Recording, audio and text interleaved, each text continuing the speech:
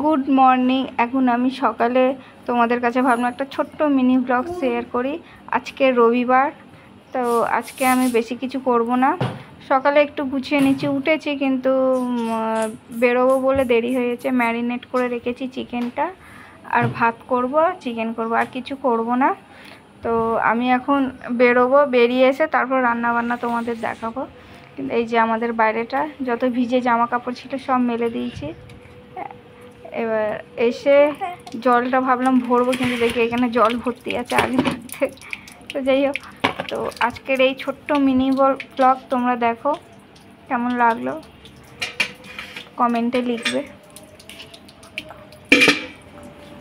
এই আমি এখন যাচ্ছি রান্নাঘরে। রান্নাঘর ওই রাত্রিরেই রুটি করেছিলাম, আর কিছু করা হয়নি। সকালেও টিফিনটা করেই রেখেছিলাম রাত্রিরে।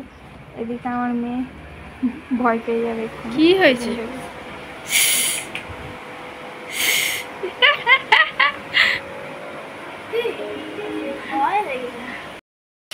এবার আমার এই চিকেনটা, ম্যারিনেট চিকেনটা, এই পেঁয়াজ আলু ভাজা ভাজা হয়ে এসছে। এদিকে ভাত হচ্ছে। আজকে বেশি কিছু করব না, এই চিকেন এটা দিয়ে আর কি হবে।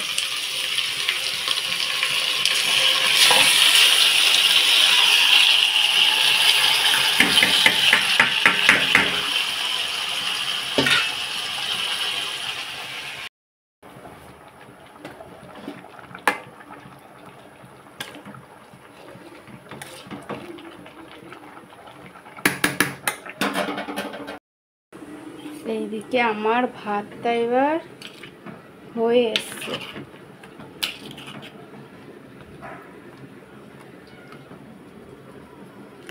ভাতটা হয়ে এসছে, সেটা একটু দেখি।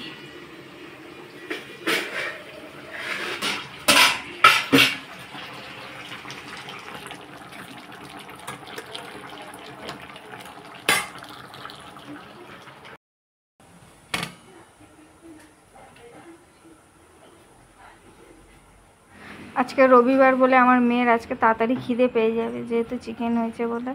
এবার আমি ওর ভাতটা বেড়ে দিচ্ছি, আর ওর ঠাকুমার খাবারটাও দিয়ে দেবো। কেন কি ওর মা, আমার মেয়ে বলছে ভাত টাত গরম আছে, ভাবছি বেড়ে দিই, এতে খাবে।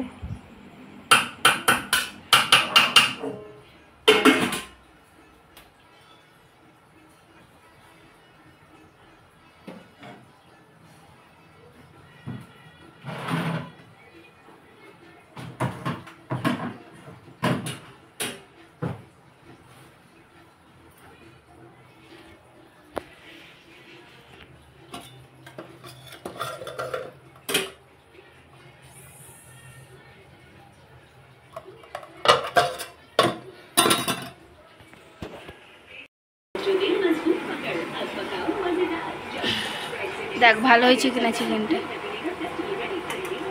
ঢেলে দেবো, দাঁড়া ঢেলে দিই, দাঁড়া।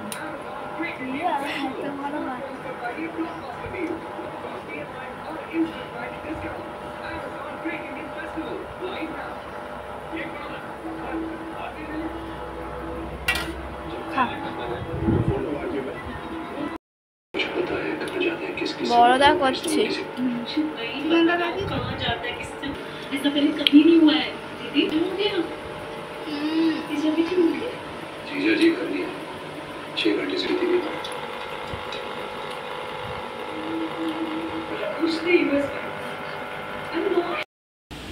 এই সন্ধে হয়ে গেল, সন্ধ্যেবেলা ভাবলাম একটু মার কাছে যাই, একটু ঘুরে আসি। গেছি যখন ভাবলাম রুটিটা করে নিই, আমার রুটিটা আর মাদের রুটিটা করে টোরে নিয়ে আমি বাড়ি চলে যাবো।